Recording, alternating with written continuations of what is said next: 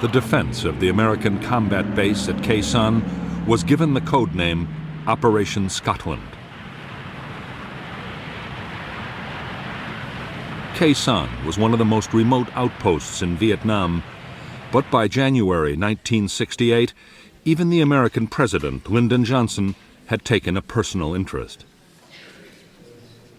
With the Marines facing a full-scale siege by the North Vietnamese army, the question was being asked, should the base be held, or should it be quietly abandoned?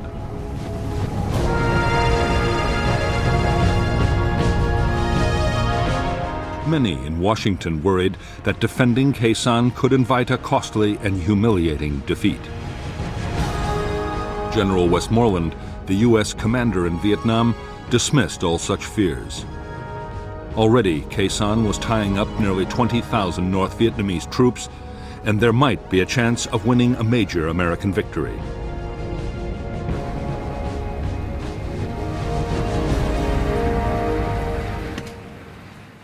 General Rath von Tompkins, the new commander of the 3rd Marine Division, was also convinced that the base could and should be held. To boost the defenses, he had sent a 3rd Battalion of the 26th Marines as reinforcements.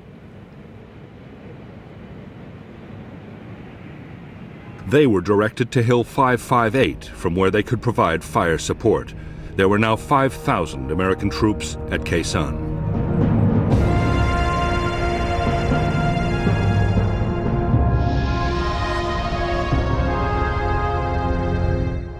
The combat base at Khe Sanh was built around a 3,900-foot airstrip. Beside the strip was the Marine Air Traffic Control Unit.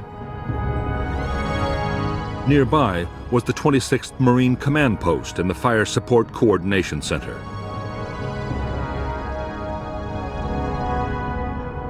At the eastern end of the base was the main ammunition dump, with a secondary dump to the west.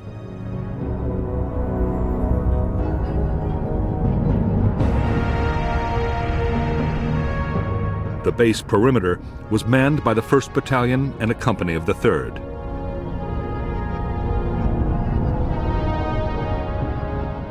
There was also a forward operating base run by Special Forces. The infantry were backed by tank and anti-tank units and an artillery battalion of the 13th Marines.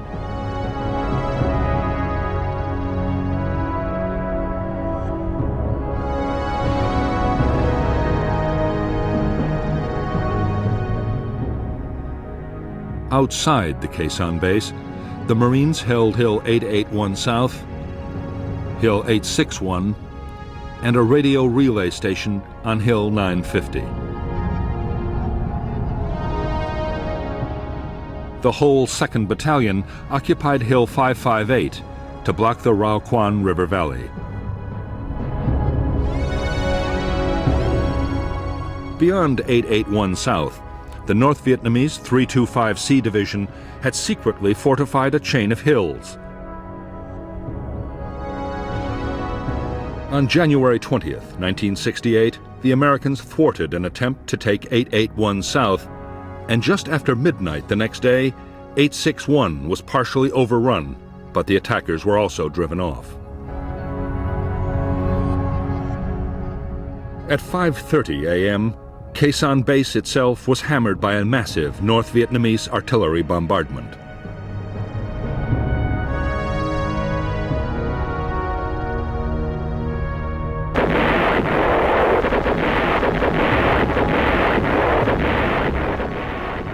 The shattering barrage of shells, mortars, and rockets, which slammed into the Marine combat base at 0530 on January 21st, signaled the start of the battle for Khe Sanh.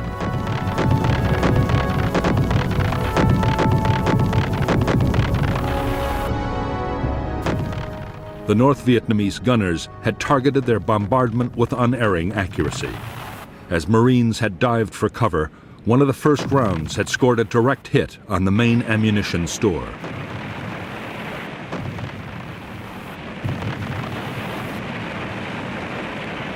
The No. 1 dump stored 1,500 tons of artillery and mortar rounds 90% of the base's entire stock, or 10,000 rounds. All of it was lost. 18 men were killed instantly and 40 were wounded as the ammunition exploded and shells and mortar rounds flew in every direction. The explosions would go on for another 48 hours.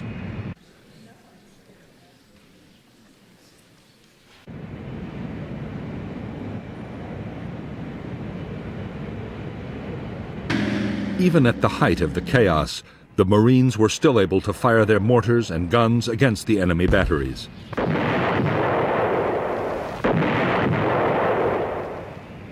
They also called in air support, and very quickly, fighter bombers were blasting the suspected locations of the North Vietnamese artillery, which in return scored 300 direct heavy artillery hits on the firebase.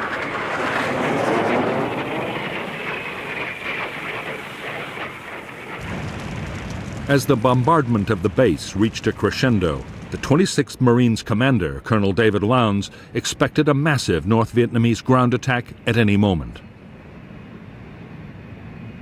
But the attack didn't come. The North Vietnamese infantry had a different objective. The target was Khe Sanh village, 3 miles from the Marine combat base.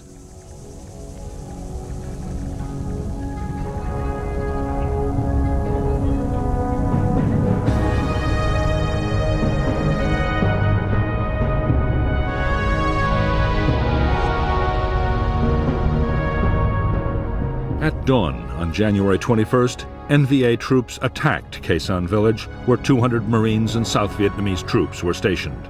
The North Vietnamese attackers were a 400-man battalion of the 66th Regiment. The battalion attacked twice, but in the face of powerful American artillery and airstrikes, failed to take the village.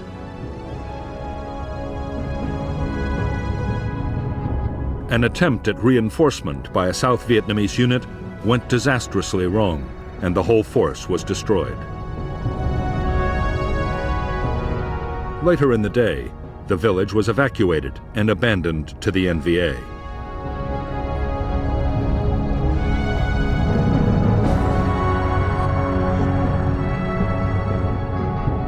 Later that evening, Khe Sanh base itself was probed by a North Vietnamese assault unit.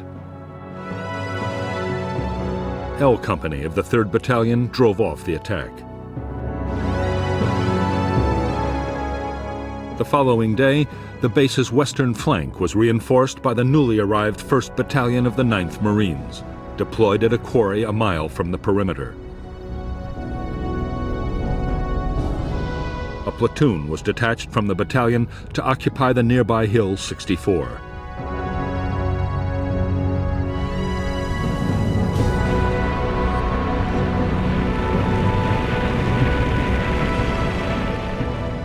For the Marines inside the Khe Sanh base, the days were now filled with feverish activity. There were sudden heavy bombardments from NVA guns and rockets.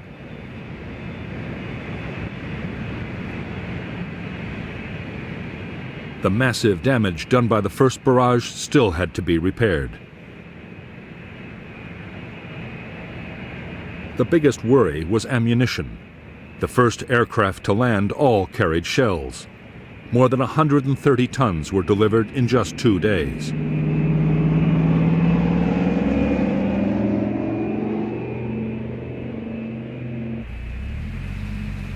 Reinforcements arrived too. The Marines were joined by 300 South Vietnamese Army Rangers, and Colonel Lowndes now had more than 6,000 men inside the compound and in 7 defended positions on the surrounding hills.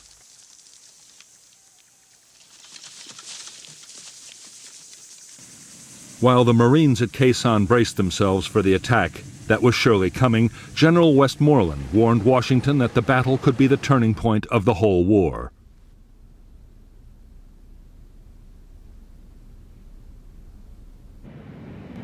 In the United States, President Johnson was getting more and more worried about what might happen. The last thing he wanted was an American version of Dien Bien Phu, but he was determined to support his commander. Westmoreland would be allowed to fight the battle he wanted.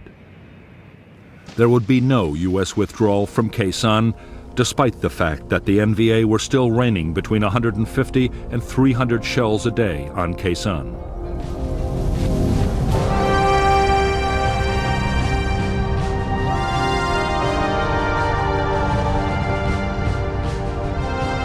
It was the awesome potential of American air power that convinced U.S. military leaders that Khe Sanh could be defended.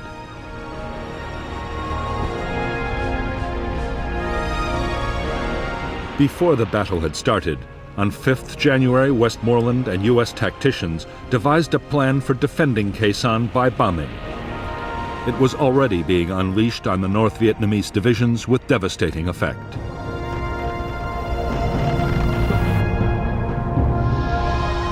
The Americans called it Operation Niagara.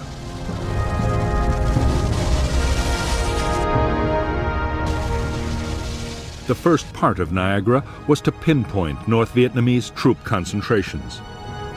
Information from air reconnaissance, special forces teams, radio interception, and every other possible source was fed into the intelligence system.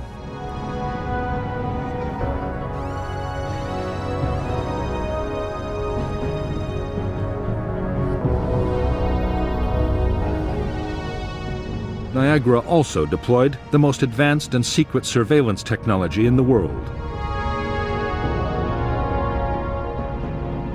Aircraft and helicopters scattered hundreds of electronic sensors across the enemy's main lines of approach.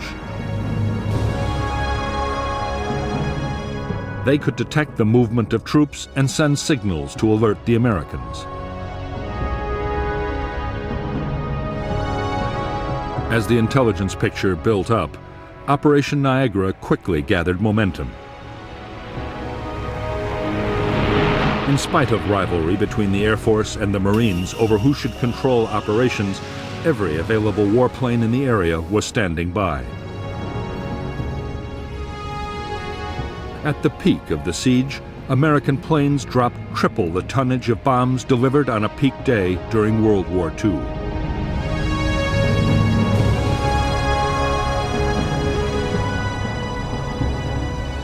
Added to this, fighter bombers would deliver 54,500 tons of napalm alone.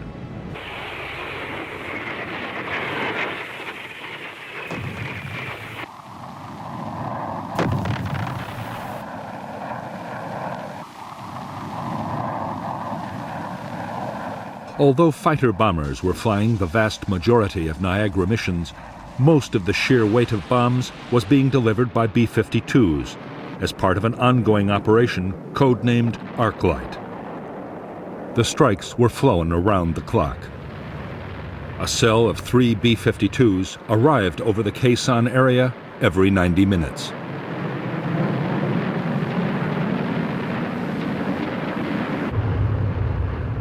The giant heavy bomber was able to carry a massive 27 tons of bombs. The aircraft dropped their loads from 30,000 feet, high enough so that the planes couldn't be seen or heard from the ground. The only warning most North Vietnamese troops got of a raid was the shattering detonation of the first bombs. Over the 77 days of the siege, B-52s flew over 2,500 sorties, dropping more than 53,000 tons of bombs. The biggest Arclight raid of the Vietnam War so far was launched as part of Operation Niagara on January 30th. American radio direction finding seemed to have discovered North Vietnamese Army headquarters for the Khe Sanh offensive. Whether it was or not, no one is sure, but the site was annihilated by 2 B-52 raids in a single day.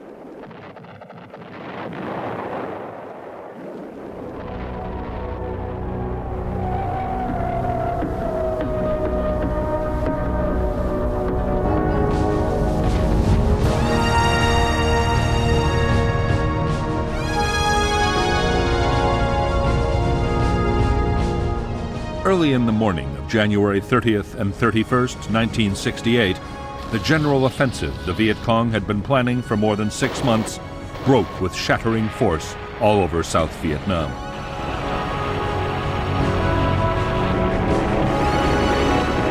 As tens of thousands of Viet Cong attacked towns, cities, and military installations, American commanders were stunned by the sheer scale of the assault.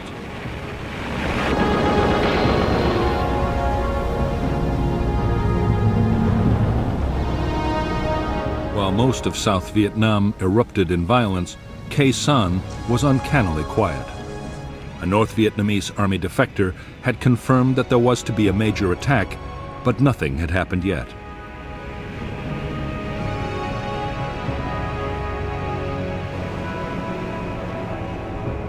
Some U.S. commanders believed that the Arclight raids had shattered the North Vietnamese command system.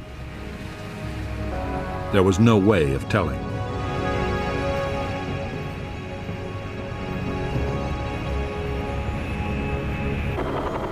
As the tide of the Viet Cong's Tet Offensive swept over South Vietnam, most of the advance was being countered by the South Vietnamese army.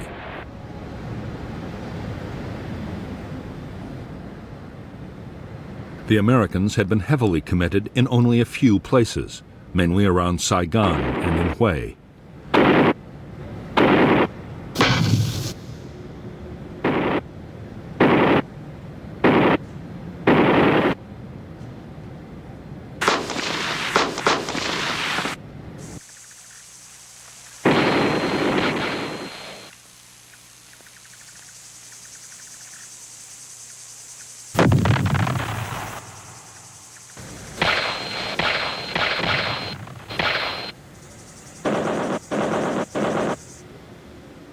General Westmoreland was holding back his forces, still convinced that the main attack would come at Khe Sanh.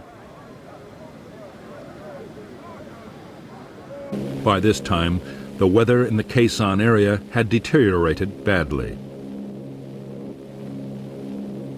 Heavy cloud cover had limited American airstrikes. The battle for the combat base had settled into a straight fight between American and North Vietnamese gunners.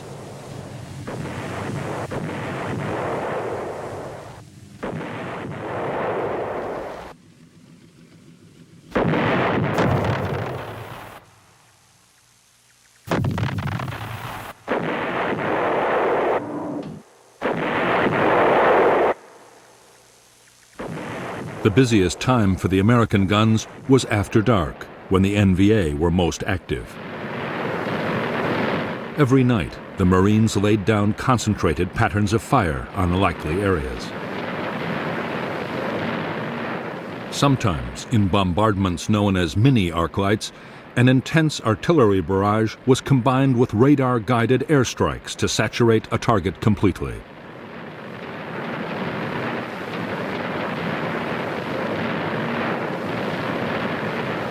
As for the North Vietnamese artillery, most of the guns, rockets, and mortars were by now in place. Getting them into position had been a massive job.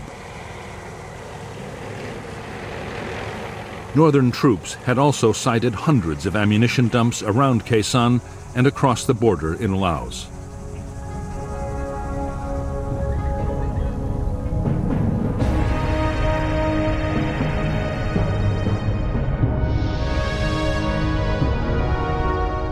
The North Vietnamese had placed large numbers of their shorter-range guns and mortars within 2 miles of the Khe Sanh base.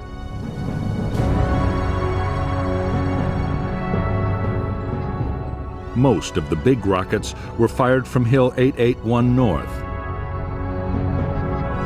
The heavy guns were much further away, on Hill 305, and in caves on the slopes of the Ko Rock Mountain across the border in Laos. While they could hit the Americans, the Marine guns didn't have the range to hit back. Even the Army's big guns on the Rock Pile and Camp Carroll couldn't reach the NVA's heavy batteries.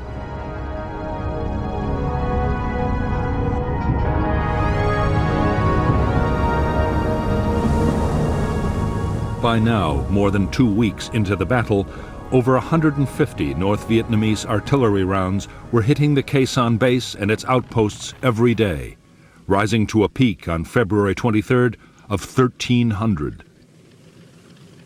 For the Marines, building the best possible protection was a matter of life and death. Orders were that every man had to have access to a bunker able to stop an 82mm mortar round. Command posts were to withstand a 120mm hit.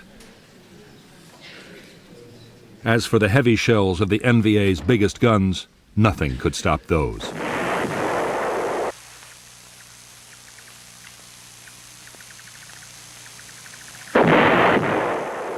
The North Vietnamese artillery hitting Khe Sanh and the Marine outposts was all indirect fire. Spotters on the hills corrected the gunners' aim by radio, but the gunners themselves could never see the targets. What NVA commanders wanted most of all was to place guns on the hills overlooking the base. From there, they could pour devastating fire straight down onto the Americans.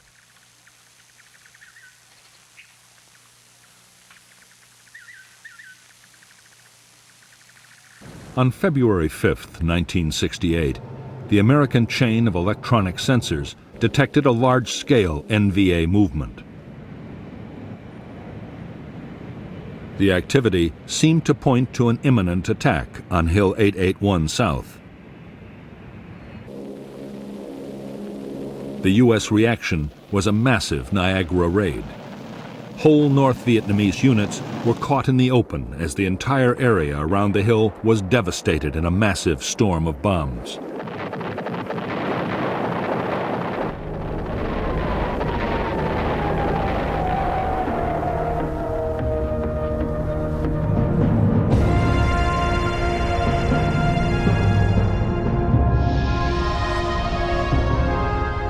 Although a North Vietnamese attack on Hill 881 South had been blocked, the Americans had failed to detect a battalion closing on an outpost called 861A.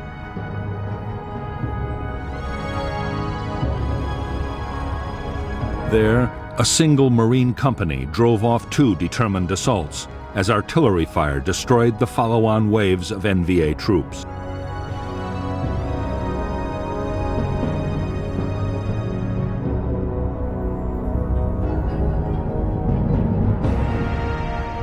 On the night of February 6th, the North Vietnamese 304th Division began to clear ground approaches to Khe Sanh from the west.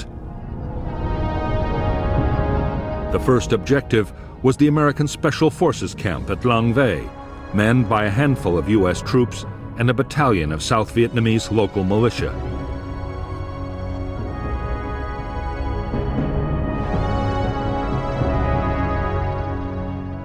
The attack was launched by the 66th Regiment, 1,500 men backed for the first time by tanks. In less than 3 hours, the Long Vây camp was overrun, and only 74 of the 400 U.S. and South Vietnamese defenders survived. The next target for the NVA was Hill 64, occupied by a single American platoon. A two-pronged infantry attack was launched against the hill, but a relief platoon, supported by fierce air and artillery fire, drove the North Vietnamese to the west. There they were again hammered by a massive American bombardment.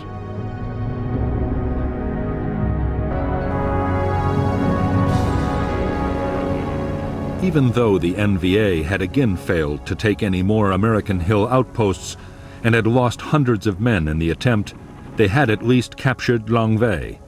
A thorn in their side had been eliminated, and they had cleared Route 9 for their own use.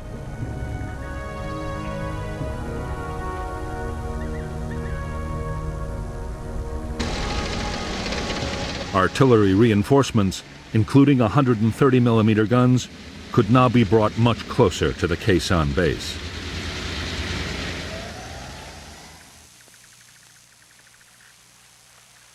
The Americans were sure the NVA had finished building up their forces at Khe Sanh and were ready for the main attack.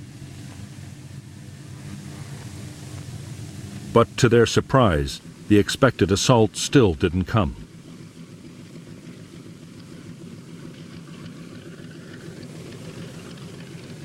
Instead, the siege settled down to a deadly daily duel fought by artillery and aircraft.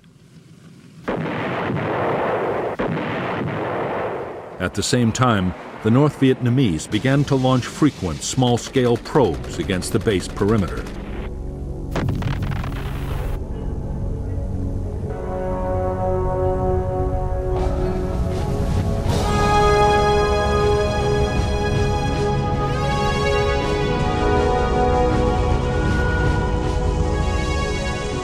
In Washington, anxiety about the fate of the Marines at Khe Sanh was mounting.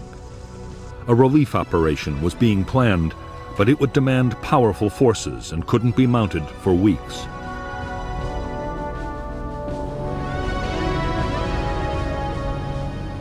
The weather was still too poor. Meantime, if the base's air bridge was cut, it would be all over for Khe Sanh. The troops manning the base needed ammunition, food, and medicines.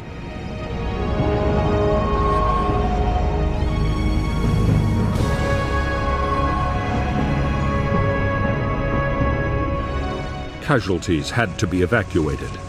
Men finishing their tours of duty had to be flown out and replacements brought in. The main base alone needed 160 tons of supplies a day just to keep on fighting.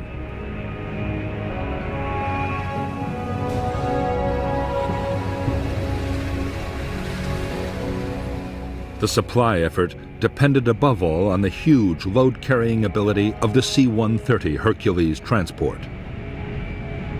The aircraft was able to carry up to 20 tons of cargo, but for that very reason, it needed most of the strip to land and took time to turn around.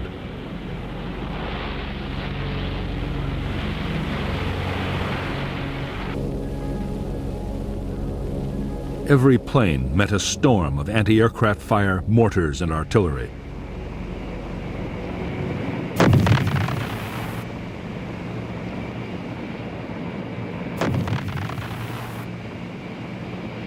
On February 11, 1968, the North Vietnamese anti-aircraft gunners scored their first major success against a Marine KC-130 Hercules landing at Khe Sanh. The plane was carrying a cargo of helicopter fuel and burst into flames. 6 of her crew were burned to death. The loss of the C-130 marked the end of attempts to land very large aircraft at Khe Sanh. Smaller, more nimble planes, like the C-123 Provider, as well as Marine helicopters would still come in. But without the big loads of the Hercules, the base would never survive. Other methods would have to be tried. The most successful new method was called LAPES, the Low-Altitude Parachute Extraction System. The Hercules flew only 5 feet above the runway while a parachute snatched the cargo pallets out of the hold.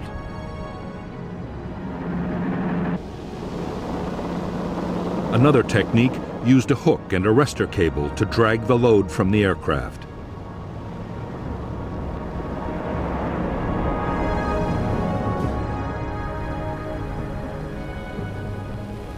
In February 1968, appalling weather with ground fog and low cloud stopped all low-altitude deliveries. The only option was to parachute supplies into a drop zone just outside the perimeter. Several thousand tons would arrive this way, but still for the Marines, bad weather invariably meant tight rations.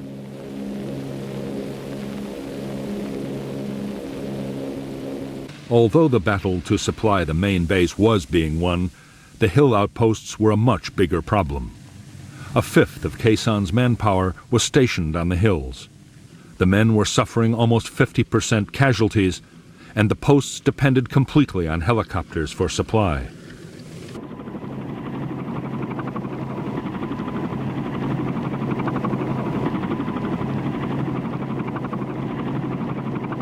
For the crews of helicopters supplying the hill outposts, every mission was a gamble with death. North Vietnamese gunners were quick to target the approaches and the landing zones.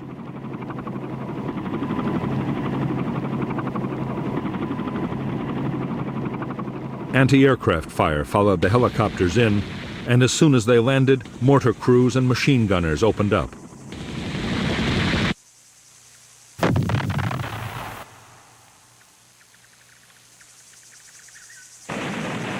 As the slopes of the hills became a graveyard for American helicopters, the Marines realized that the survival of the hill outposts was under serious threat. And if they fell, the main base couldn't last for long.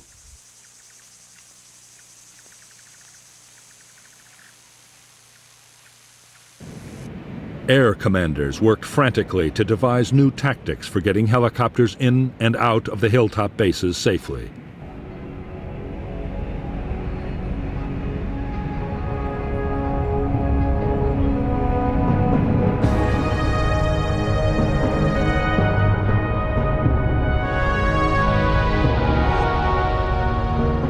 The tactics the Americans devised depended on swamping the enemy anti-aircraft guns and mortars around the landing zone with a high-speed assault.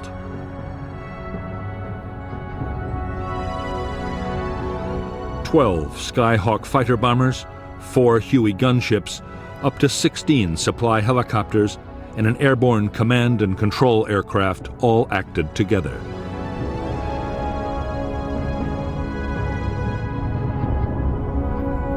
The first stage was for 4 Skyhawks to hit North Vietnamese positions with bombs and napalm.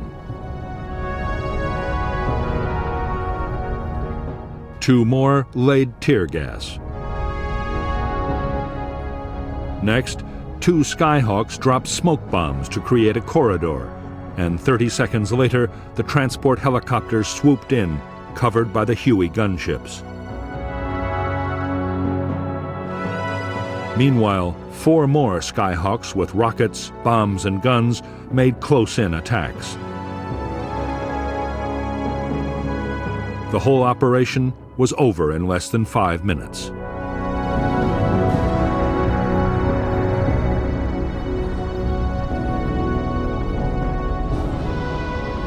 The new tactics quickly earned the title Super Gaggle, because the helicopters looked like an oversized flock of geese. With the fighters and gunships in the air too, the method took incredible timing to pull off successfully.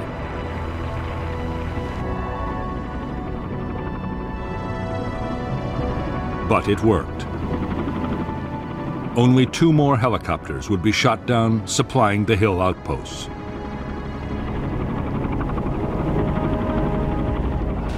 By now, the strain of the long siege was beginning to tell on the troops at Khe Sanh.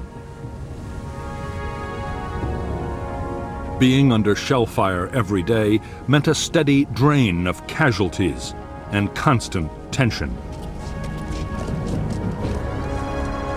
Food was often down to 2 C-ration meals daily. Conditions were appalling. The bunkers were knee-deep in filth and mud and overrun by rats. In addition, it was impossible to forget that up to 20,000 enemy soldiers were waiting for the signal to storm the base.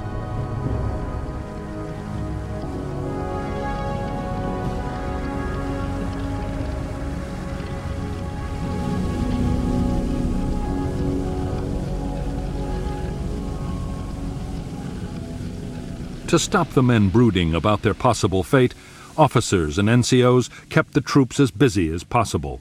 Digging trenches, filling sandbags, and improving bunkers was a big part of every day.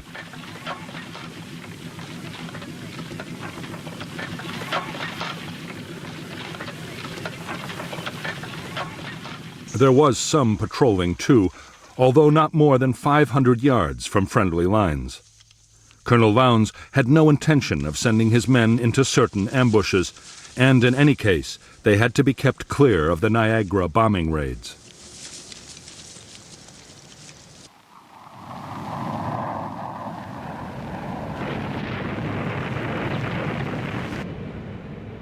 On the base perimeter, the watchword was constant vigilance. The North Vietnamese were probing the defenses with infantry and sapper teams. The Americans were facing assaults of up to 200 men at a time, as the enemy tested for weaknesses in the line.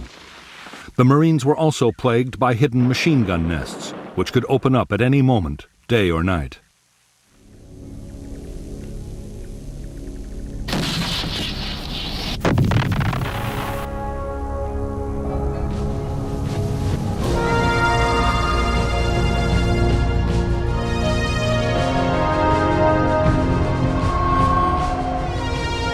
By now, the attention of the American public was riveted by the Battle of Khe Sanh.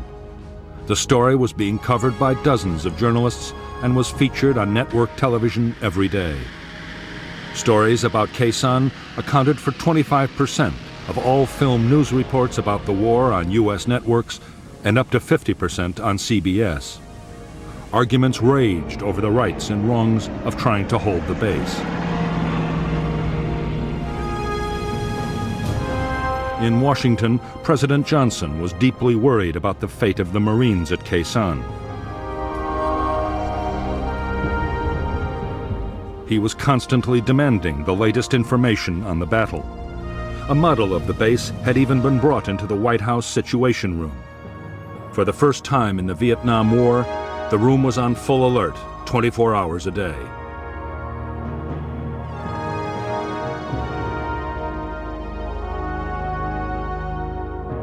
A multitude of doubts and fears haunted the president and his advisors. Should nuclear weapons be used to save the base, as some had suggested? What if the enemy diverted or poisoned the base's water supply? Most worrying of all, what if enemy jets mounted a sudden bombing attack on Khe Sanh? It would be a massive propaganda victory for the North.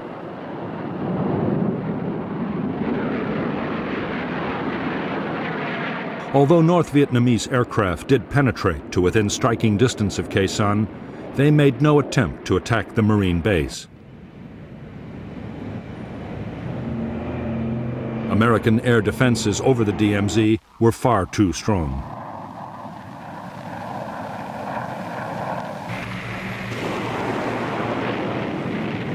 The biggest threat to the Marines at Khe Sanh did not come from modern fighter aircraft. It came from one of the most primitive weapons in warfare. The North Vietnamese besieging Khe Sanh were digging mile upon mile of trenches and bunkers, just as they had at Dien Bien Phu. They were fast approaching the perimeter of the combat base itself.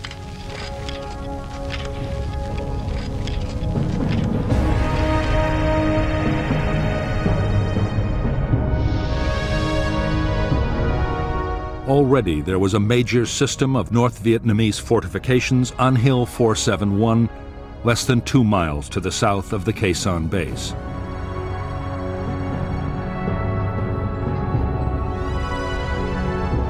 Now, at incredible speed, the trench lines were being extended northwards until they reached to within 25 yards of the American perimeter. Another line of trenches and bunkers was creeping across from the southeast. The NVA plan was for the infantry to mass under cover of the trenches before launching their final assault.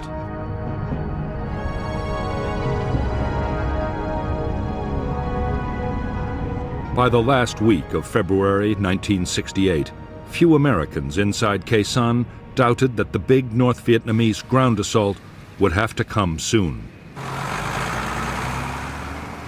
The moon was in its darkest phase, and a night infantry attack would have a good chance of overwhelming the perimeter defenses.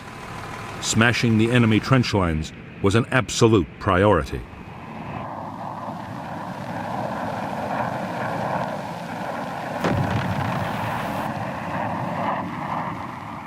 The Americans tried every conceivable method to destroy the trenches. Napalm and bombs were rained down in huge quantities. The Marines fired countless artillery barrages.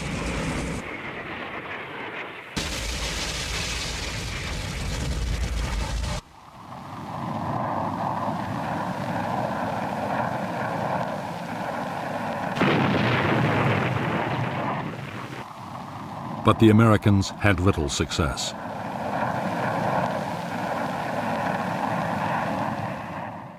The discouraging fact, learned from other wars, was that it could take 1,000 hits to destroy 100 yards of trenches.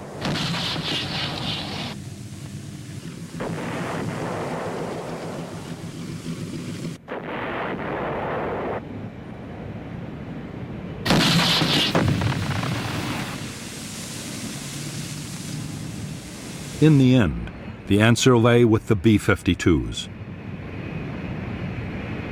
Up to now, arc-light raids had been kept more than 2 miles away from the base perimeter. On February 27, 1968, the restriction was lifted.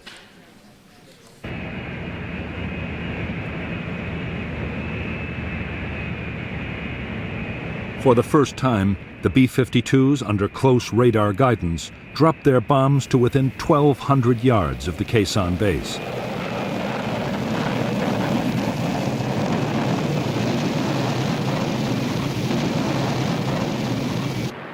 The effect was shattering. There was massive damage to the North Vietnamese trenches and bunkers.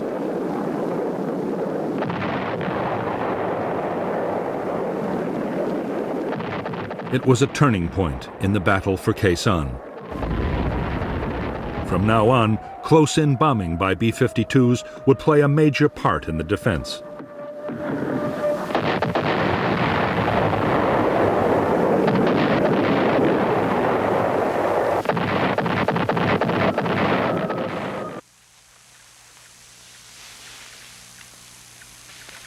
The sudden increase in North Vietnamese activity around Khe Sanh had left no one in any doubt that the climax of the battle was near. A few days before, a Marine patrol trying to get information had been almost wiped out. North Vietnamese traffic along Route 9 from Laos had also risen to a new peak. Enormous quantities of supplies were being rushed to the Khe Sanh divisions for the final assault.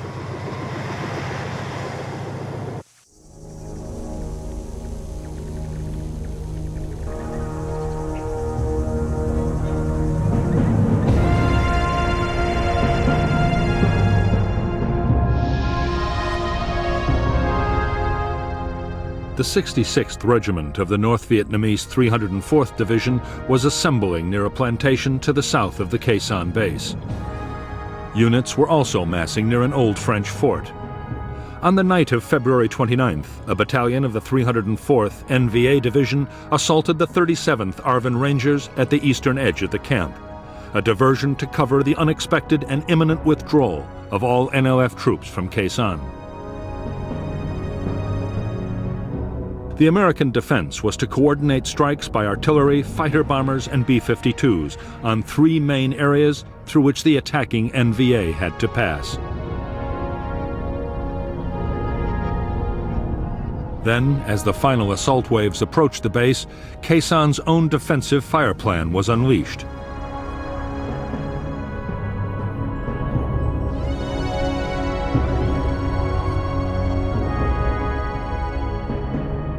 The base perimeter at the point of attack was manned by the 37th South Vietnamese Ranger Battalion. As the lead NVA units advanced, the base fired an artillery pattern forming the sides of an open box.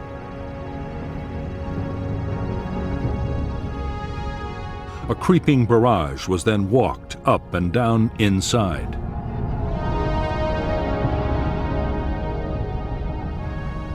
At the same time, 2 NVA battalions, cut off behind the box, were hit by fighter bomber strikes.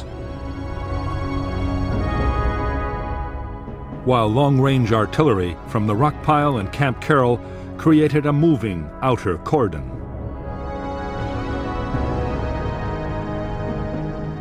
The North Vietnamese troops, who survived to emerge from the open end of the box, then faced the direct fire of the South Vietnamese Rangers.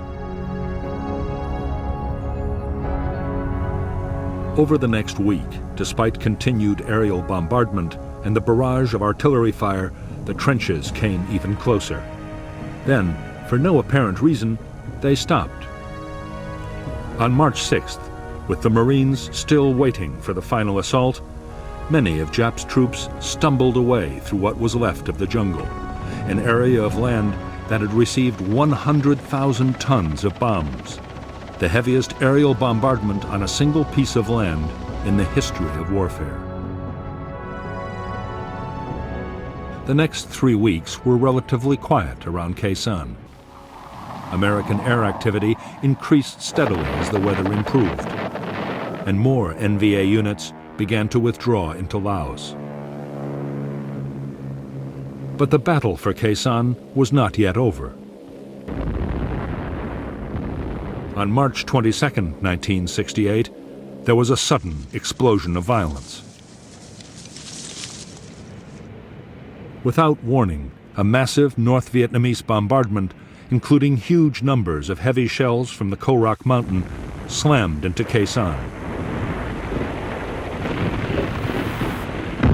More than 1,000 rounds hit the base at the rate of 100 every hour. At the same time, the electronic sensors around Khe Sanh again indicated NVA movements, and the Americans replied with heavy bombing.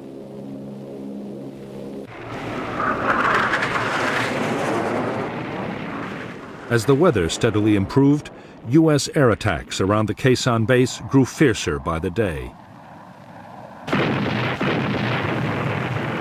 Further afield, over the North Vietnamese rear areas, fighter bombers roamed with orders to pounce on any movement.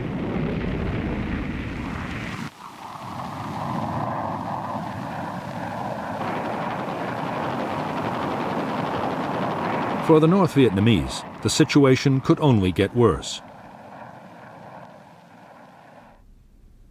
General Giap was forced to concede that Khe Sanh could not now be taken. By this time, the Marines were mounting small but aggressive attacks out of the base.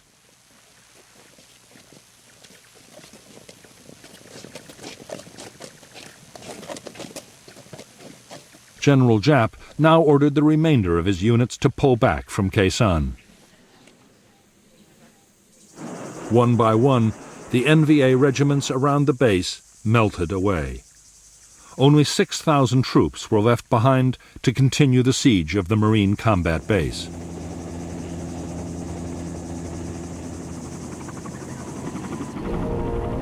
Although fighting would go on, the worst of Khe Sanh's ordeal was over.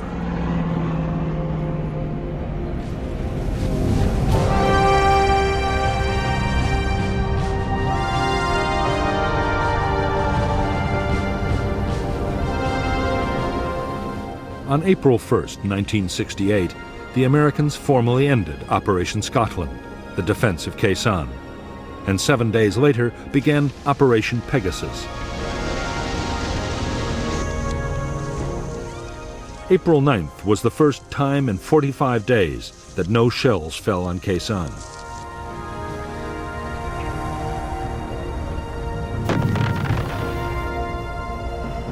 The aim of Pegasus was to reopen Route 9, the road linking Khe Sanh to the other American bases along the demilitarized zone. As well as the Marines, Pegasus deployed the 1st Air Cavalry Division, the most mobile American unit in Vietnam.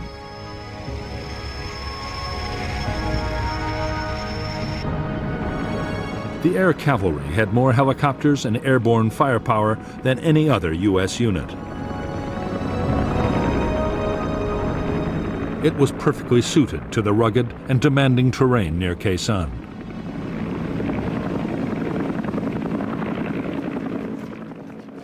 For Pegasus, the division's commander, Major General John Tolson, was also given the 1st Marine Regiment, a South Vietnamese airborne task force, and the 26th Marines in Khe Sanh.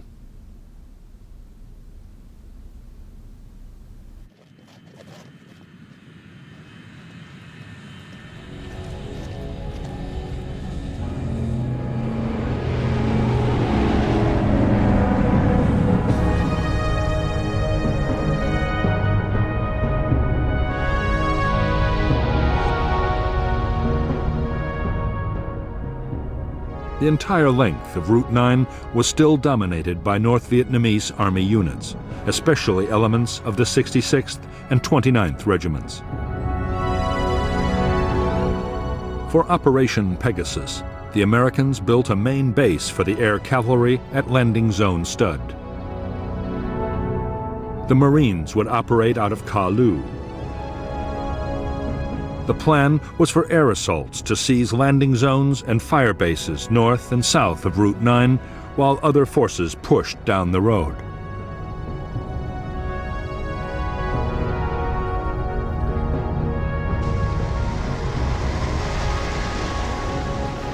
Although the weather was poor for fighter bombers, the weight of American firepower supporting Pegasus was still enormous.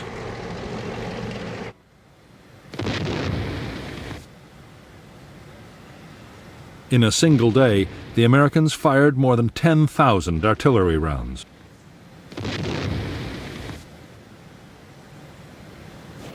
Before the operation was over, B-52s launched 45 arc-light strikes.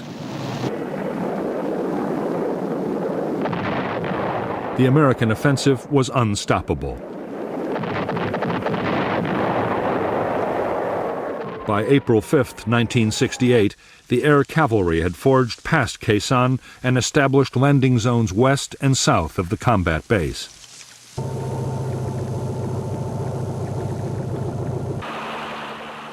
While the cavalry consolidated their new positions, the Marines in Khe Sanh mounted their own breakout assaults. There was strong resistance from battalions of the North Vietnamese 66th Regiment, which mounted fierce counterattacks, but the Marines succeeded in taking Hill 471.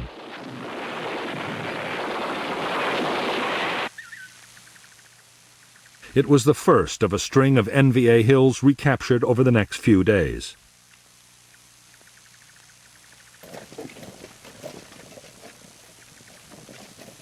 On April 8, 1968, the air cavalry and the 26th Marines at the combat base linked up, formally ending the siege of Khe Sanh.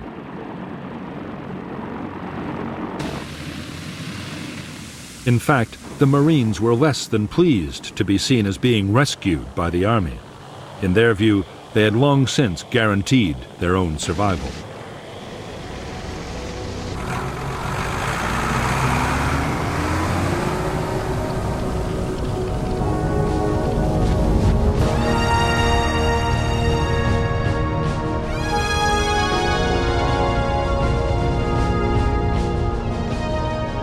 The 77-day siege of Khe Sanh had turned into the biggest single battle of the Vietnam War.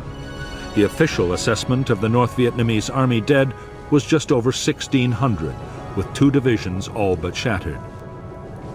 But thousands more were probably killed by bombs and left no trace of ever having existed.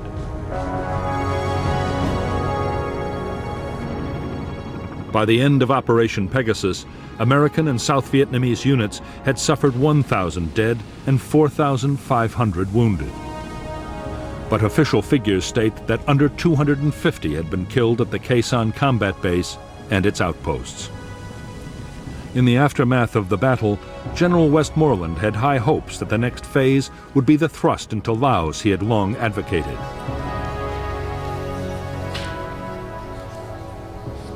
He now had the forces he needed.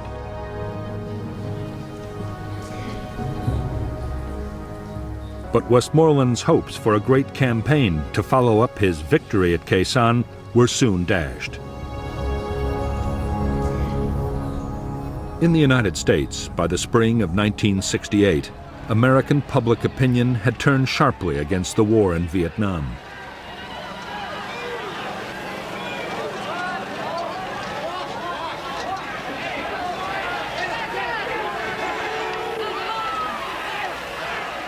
The shock of the Tet Offensive had led many to believe that the U.S. would have to withdraw sooner or later.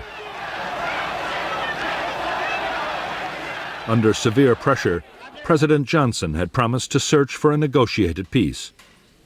He ruled out any big troop increases and any widening of the conflict.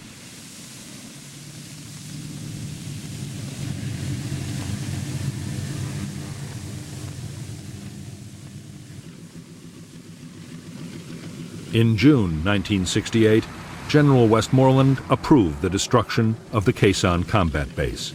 The president's decision not to widen the war had meant there could be no offensive into Laos.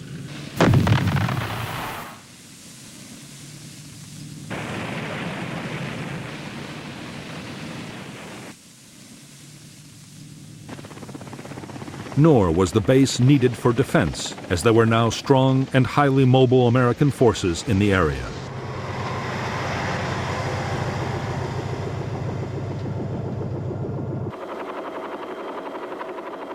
In any case, as both sides were slowly beginning to realize, even as the battle had raged at Khe Sanh, the war had changed out of all recognition.